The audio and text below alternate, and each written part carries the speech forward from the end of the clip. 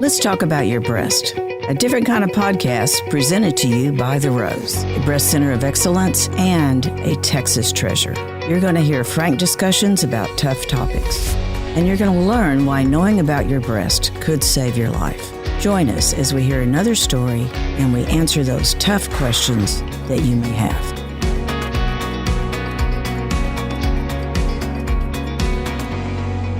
We are here today on Let's Talk About Your Breast, and I'm Dorothy Gibbons, CEO and co-founder of The Rose, and I am here with my wonderful other co-founder, Dr. Dixie Melillo, who this is an important topic for everyone, we feel like, and it's about what you're eating could be killing you.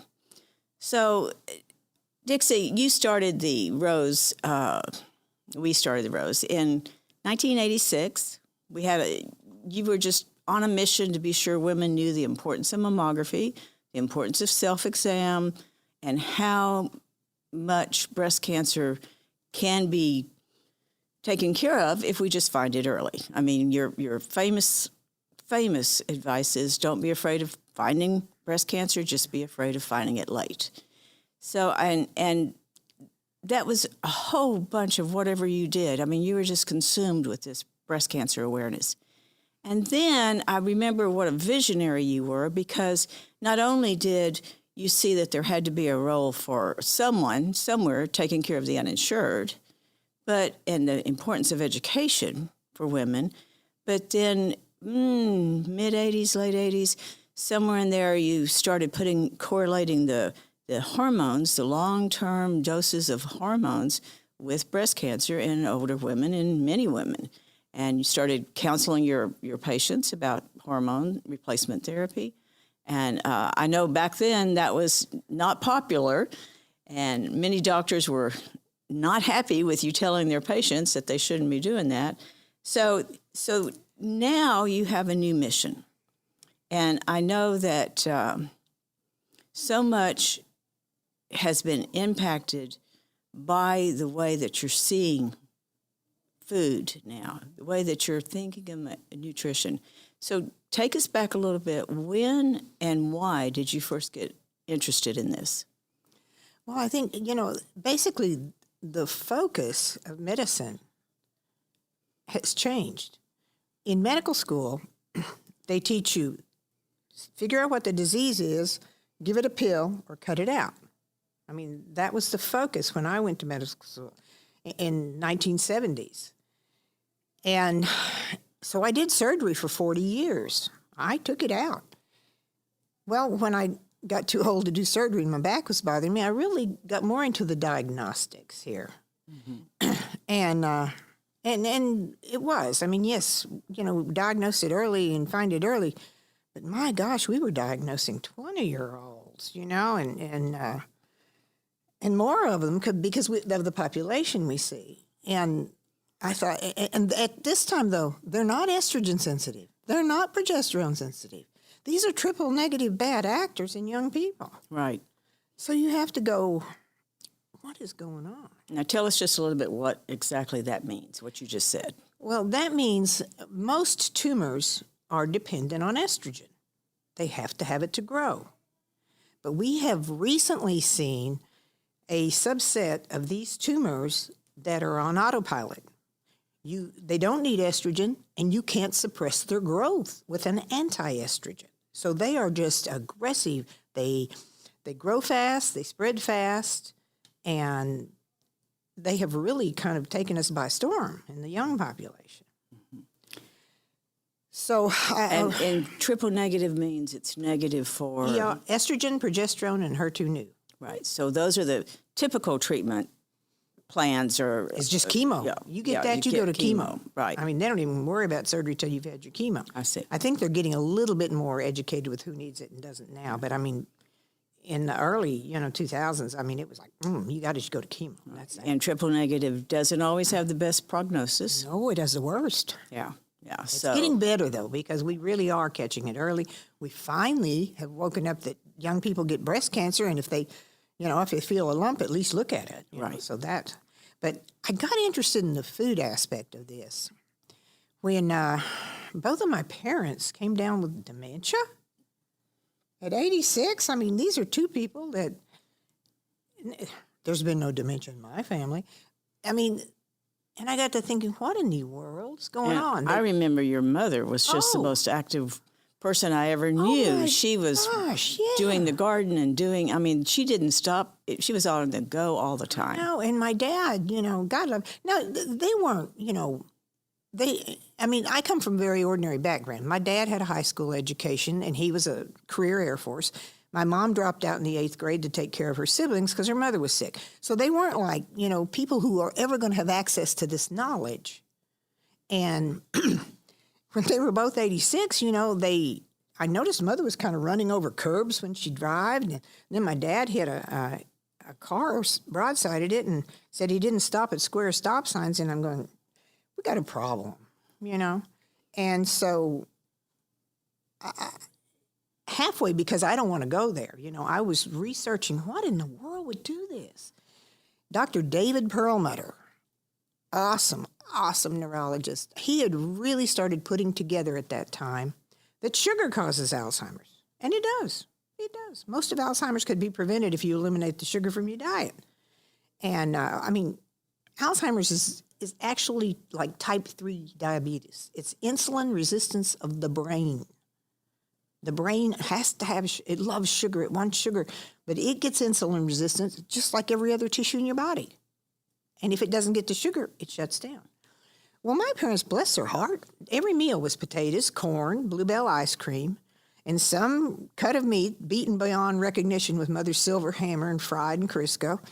And I really said, and I noticed all they craved was sugar. So that's how I got interested in what all sugar does.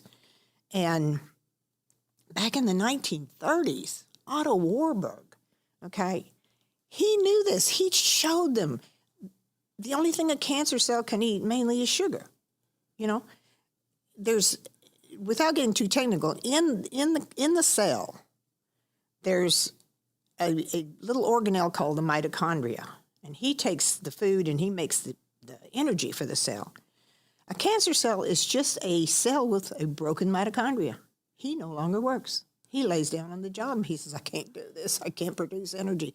Well, then first part, the cell will keep sucking in sugar. And it eats sugar and divides because it's trying to stay alive and it can't do anything else but stay alive. So it just keeps growing and growing and sucking in sugar. We used to be so high on that genetics was the cause of cancer. Genetics is it. If you've got this gene, you're going to get it, and this is that.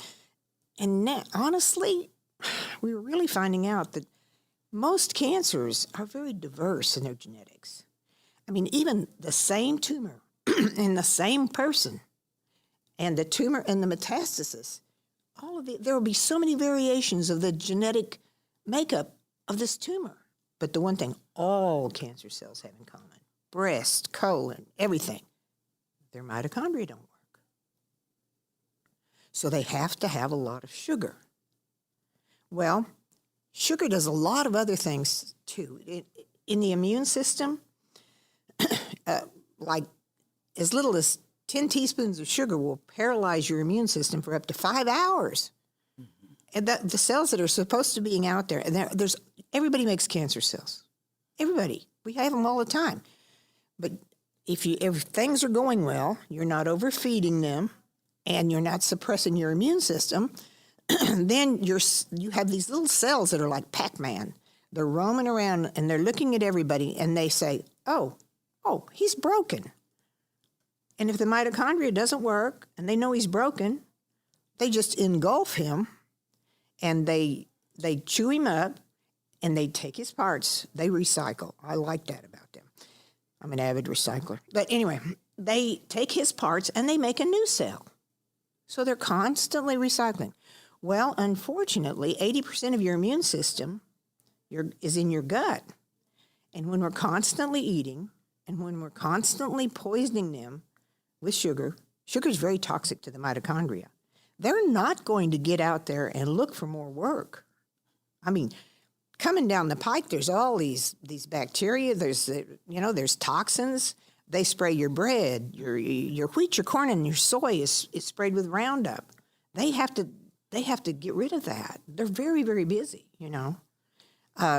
So you really shot yourself in the foot when you eat a lot of sugar and carbs. You're talking about the immune system. Everybody's immune system. Everybody's is immune like this. system. Yes. Everybody's immune system.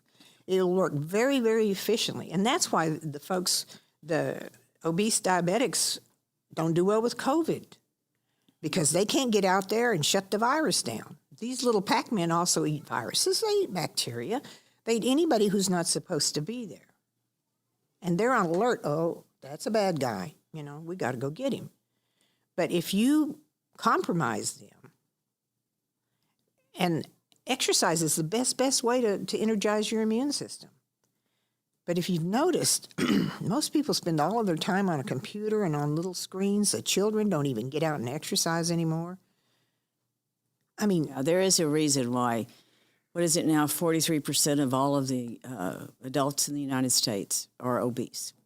And why, there's so many factors that go to that, but exercise is a huge one. that's right. Yeah. And when I was in medical school, it was like 2.5% of diabetes. Now it's like 88% of the American population is metabolically unhealthy. Right.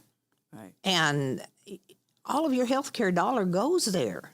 That's true. These are chronic, non-communicable diseases caused by lifestyle. Right. We're talking cancer, diabetes, heart disease.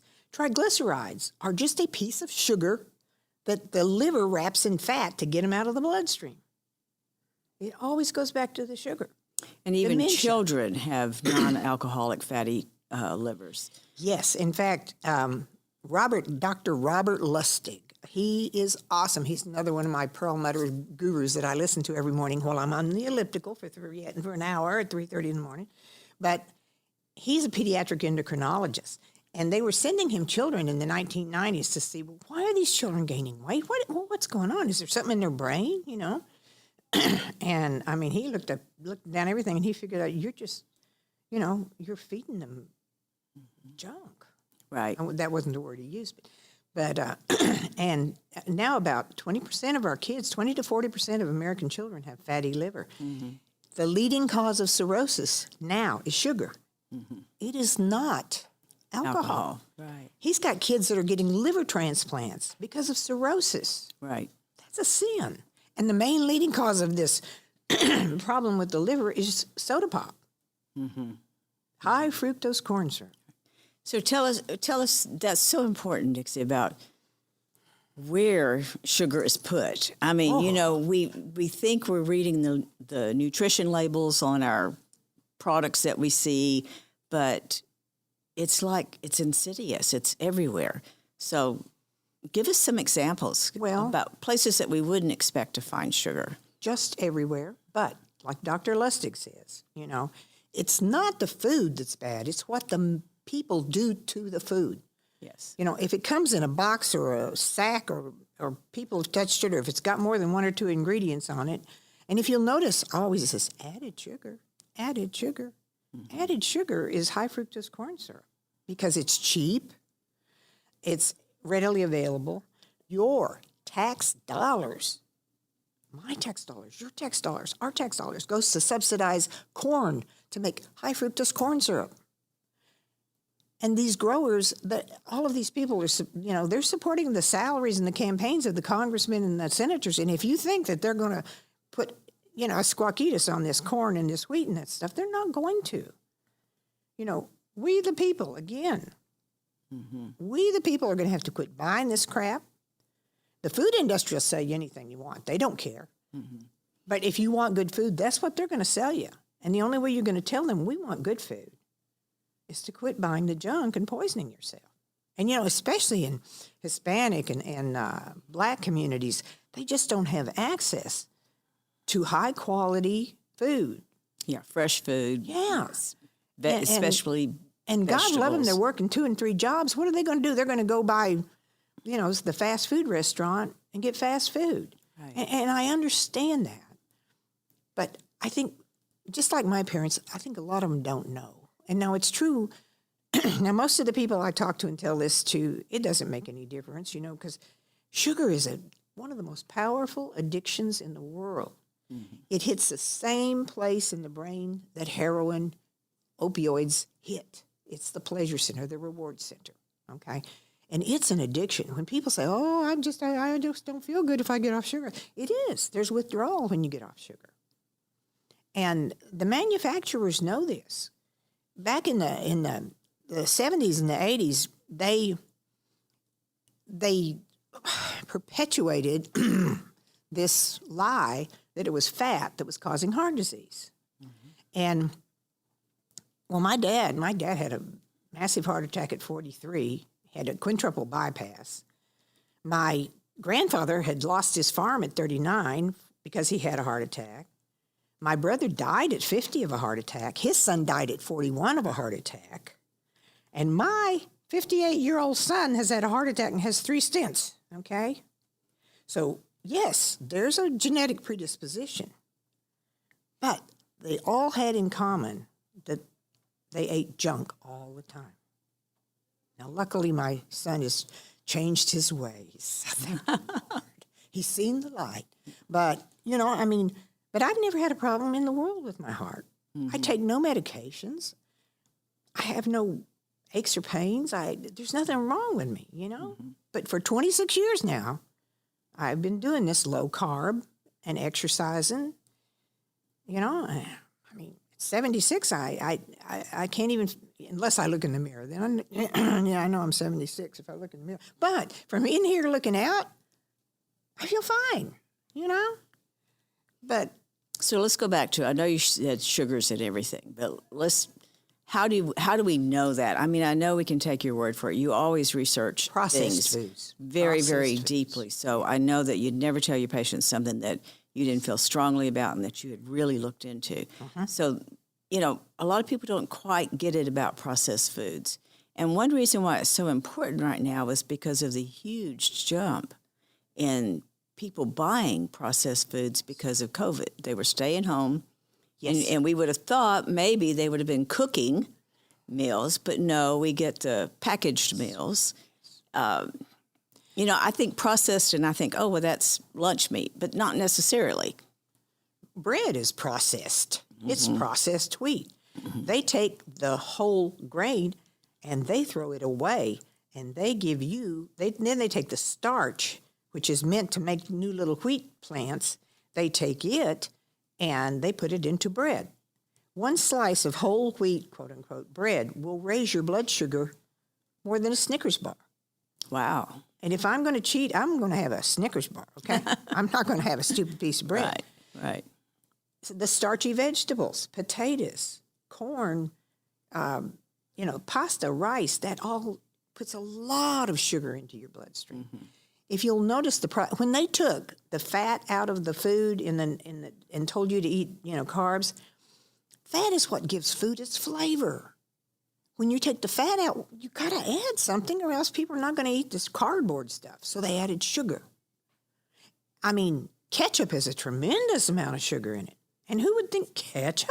Now, that's a good example. Uh-huh. Excuse me? And all of these packaged quick meals, they've all got added sugar.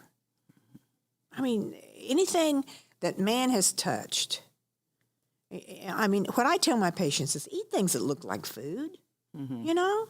Eat things that are vegetables. Eat things that are fruit, nuts, avocados, lean fish and chicken and stuff that looks like food, not something that man has processed. Right. And they've done such a disservice with the meat industry. Honestly, red meat, there's nothing inherently wrong with grass-fed beef. But when they put them into a feedlot, and what they give them is corn to fatten them up. Corn will kill a cow, so therefore you have to get a ton of antibiotics to that cow to keep the corn that you gave it to fatten it up from killing it. Hello? Right. And then when you eat the meat, you get the antibiotics. Mm-hmm. And then you kill your microbiome 80% of whom, may I say it again, is your immune system. Come on. Right. I mean, it's just what we've done to ourselves is insane. And much of this we aren't even aware of. We really aren't aware of it. And like you said, this is a huge problem that's beyond the individual. So let's go to what the individual can do. You've given us some examples, but tell us more about what that person can change in their diet that would make them healthier, that, they could feel comfortable about what they're eating. Well, I think one of the most important things, and I've adopted this a while back, that really helps, and it's not for everybody. This is not medical advice. If you are an insulin-dependent diabetic, do not go there. But intermittent fasting. Don't eat anything till noon. Give your gut a chance. Just like your brain has to sleep, your gut needs to rest. We were not designed by the Creator to have food going in our mouths 24/7. We just weren't. So basically, I don't eat anything till noon. And at noon, now, of course, I'm not a person who has to have fancy food. At noon, I'll have an avocado and maybe some salmon. Around 3 o'clock, I'll probably have some berries, and then in the evening, I'll have a salad or vegetables and chicken. But eat things that look like food, Don't, and the hamburger meat you buy, that when you go to some of these fast food places, which will remain unnamed, but if you go to these places, you're going to get the cheapest beef. It's going to be grown in feedlots, everything and they have to make money. Right. That's why they make money. But the stuff that they feed you is really very damaging, And we spend billions and billions and billions on research for one drug that only treats the symptoms. There's not one diabetic drug that cures diabetes. None. They just keep your blood sugar from getting too high. And still, if that same person went on a sugar-free... You can absolutely. Type 2 diabetes is absolutely reversible with diet. Mm-hmm. If they would spend one tiny inkling of the money they spend on these drugs, researching them, if they would spend that on telling the people, come on, gang, you don't have to go there. Don't get sick. Then you won't suffer. Then you won't have to take these drugs that, when you listen to the side effects, oh my gosh, you go, yeah, been a dream of mine to commit suicide and run off the road and, all these things that these drugs cause. And it's such a sin that they're giving these drugs to children. Mm-hmm. A lot of all this stuff they talk about, eczema, psoriasis, all that, is caused from leaky gut, because if you don't feed your bacteria and you don't take care of it, it will eat your gut lining. And then the poisons will get out of your gut into your bloodstream and just go around and have a good time. And your immune system goes haywire trying to kill them. So then their solution is to give a drug that kills your immune system so that it doesn't keep attacking yourself. When they show these children on commercials, show my skin, not me. It breaks my heart, because I know they're giving them a very dangerous medicine. Mm-hmm. They're hurting that child's immune system, which he will need that to fight other things other than a skin rash. Right. We're just going down this really dangerous road. Well, now, what can John Q. Citizen do to change that? Well, I'll tell you what I'm trying to get John Q. to do. Okay. Every time I see a patient, I have a whole thing about the evils of sugar. Mm-hmm. I give it to them. I realize most of them will go into the trash. They probably won't even hit paper recycling. But I ask them to please read it. Please share it with your friends and family. Put it on your social media. Everybody loves social media. Instead of telling them what you ate for dinner or how many times you washed your nose or something, tell them about the dangers of sugar. And I give them, I ask them, please help me. I can't, the higher-ups are never going to help us. They're not, because there's no money in it. There's no money to be made by eating right and exercising, unless you sell treadmills or something, I don't know. But you can't get any mass interest in it. And the pharmaceutical industries spend so much money on the 3 major stations, ask your doctor about commercials. Mm-hmm. that if any of those stations, and Robert Lustig describes some of this in his book, if any of those stations run too many, preventative ads, they'll pull their products. So they kind of have them that they can't do a lot with prevention. I mean, that's and scary. Unfortunately, the medical community, and I know I'm going to take a lot of flack for saying this, has become a business. Almost all doctors are in business associations. I mean, I'm probably the only solo practitioner left in Houston. No, I know there's others, but not many. And when you're in a business practice, you've got to produce. You can't spend a lot of time with a patient. You get 12 minutes per patient, which is the average. You can only have one problem. If you have more than one problem, they call it a diagnostic and charge it more. They don't have the time to sit down and tell you about it. That's why I was so excited about this doctor I found at Clinica Familiar that my patient told me, oh, he sat down and he told me all about that. If I got this diabetes, I said, oh my gosh, what's his name? I have to go see him. I have to talk to him. But, I guess I watched too much Marcus Welby as a kid. I don't know. But I just really feel like we got to protect our patients. Mm-hmm. We've got to protect them, especially my precious little, I mean, like I told you, I'm partial to the Hispanic community because God sent me to Spain when I was a kid to learn Spanish, and I know that He meant for me to be able to talk to my people, and they're just getting wiped out with cancer.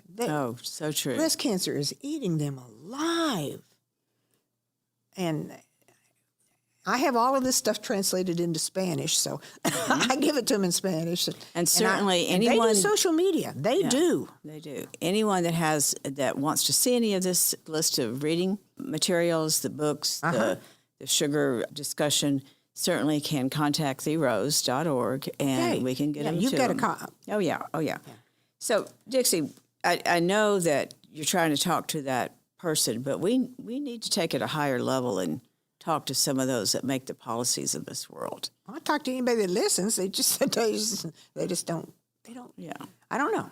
And I think that if we rattle enough cages at the lower level, somebody's going to listen. Yeah. There's a huge uprising going on with the man on the street, the woman on the street who's saying, I don't want to do this anymore. I don't want to take this. Yes. They just don't have the knowledge. So envision for me a world where everyone really did eliminate sugar, really did avoid the wheat, all of the things that you've been talking about.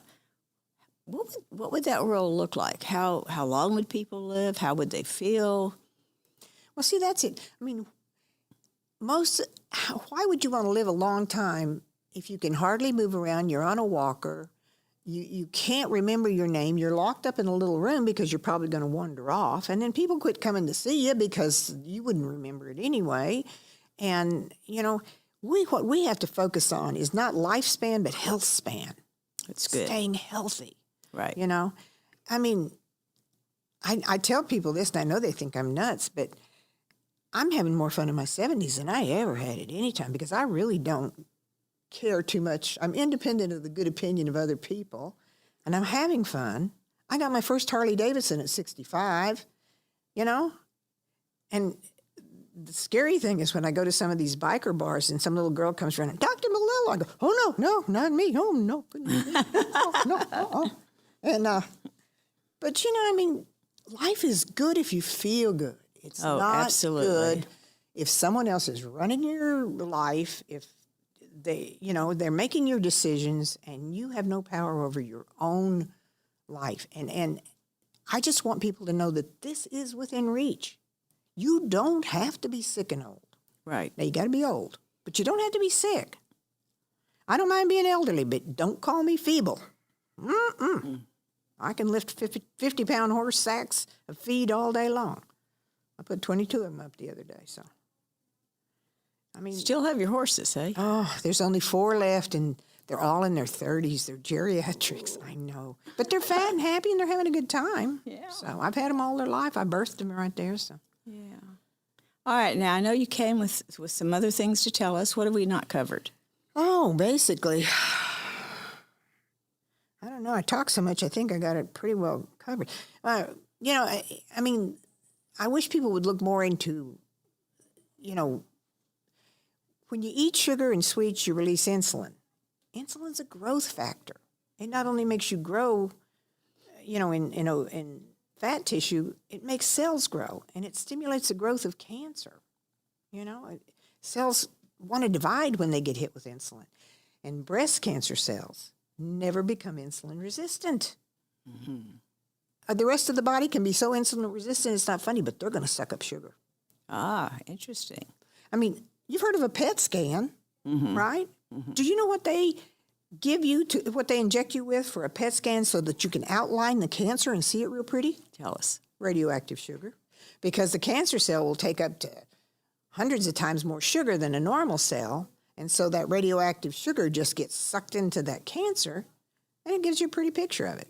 There's just so much to... There's so much valuable information out there that's keeps showing it's this. Accessible. Just, I'm electronically challenged. I don't have a computer at my house.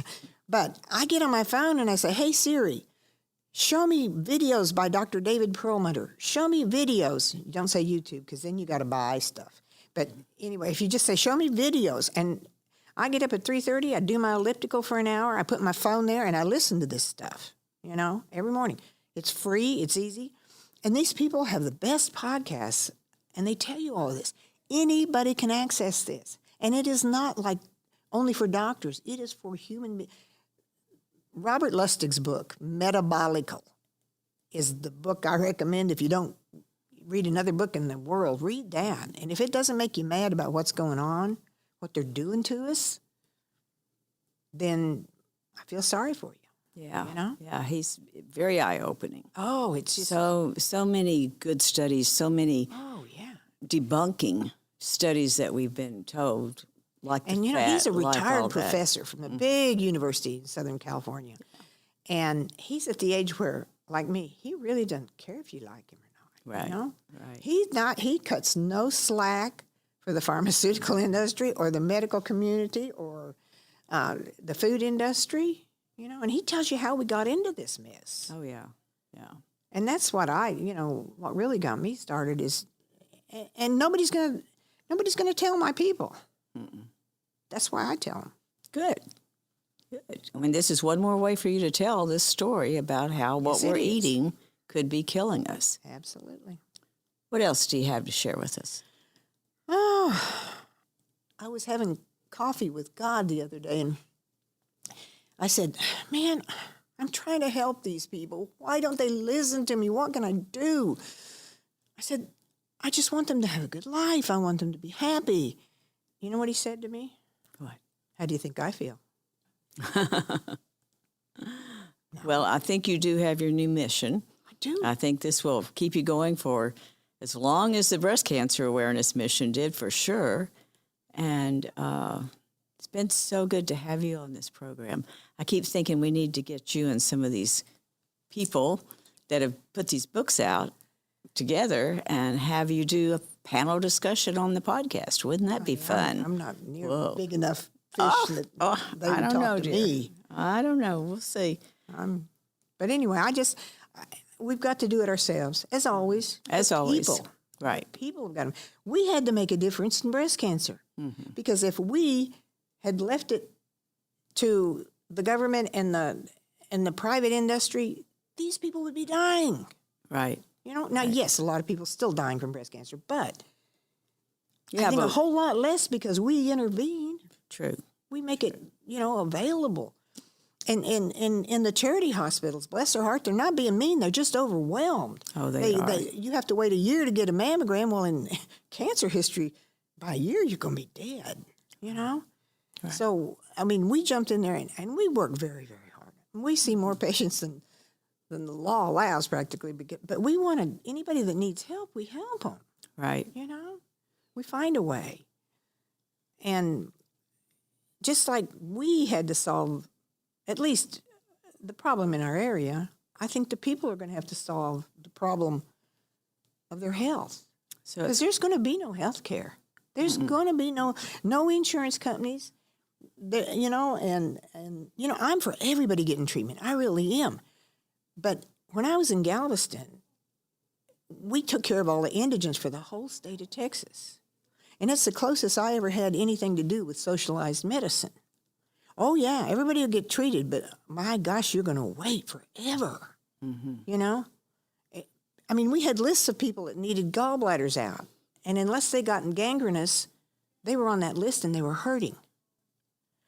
And it wasn't because we were mean, it's just because everybody was shooting everybody, and there was a knife, you know, fight every night, and we spent all night doing trauma, and so it just doesn't work. Right. It doesn't work to put the fire out, you know? I mean, you got to not start it.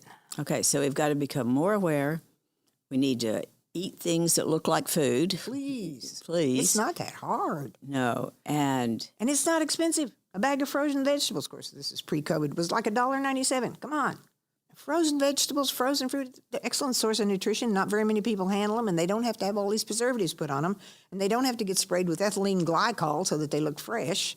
Right. It's not that expensive to eat good. Well, it's a lot more expensive to be sick. That's for sure. Boy, that's the truth. Yes. That's the truth. Okay, our closing message to our listeners is, again, take care of yourself. Nobody else is going to do it for you. And hopefully, Dr. Melillo has given you some great ideas today, at least piqued your interest in what may be going on and that you don't even know about. That's what's so scary to me. There is a lot to be learned in our, quote, nutrition world, and it gets down to eat what looks like food. Yeah. And educate yourself. The information is out there. Just that most people don't realize they need the information. Right. And it's interesting, darn interesting. Oh, to me, it's fascinating. Yeah. So. Well, thank you, Dixie, for being with us again and for all that you're doing. Thanks for being on this mission. We need to hear these great, great words and this advice, and we need our eyes opened. We can't stop taking care of ourselves. No. We got to take that ownership once again. Life's fun if you feel good. That's all we have for today, and until next time, take care of yourself. Please. So that wraps it up for today. And don't forget, we're doing an episode every single day. You're going to get your daily dose of Let's Talk About Your Breast during the month of October. October is the month of pink, and for The Rose, a breast center of excellence, that means we'll be airing podcasts every day in October to celebrate Breast Cancer Awareness Month. We'll be sharing everything from men who have had breast cancer to what happens when you are pregnant and diagnosed with cancer. Be sure to share with family and friends because there's a little something for everyone. To find out ways to help The Rose, visit our website at therose.org. And remember, self-care is not selfish. It's essential. The views expressed by our guests don't necessarily reflect that of The Rose, nor are they a substitute for medical advice provided by the listener's doctor.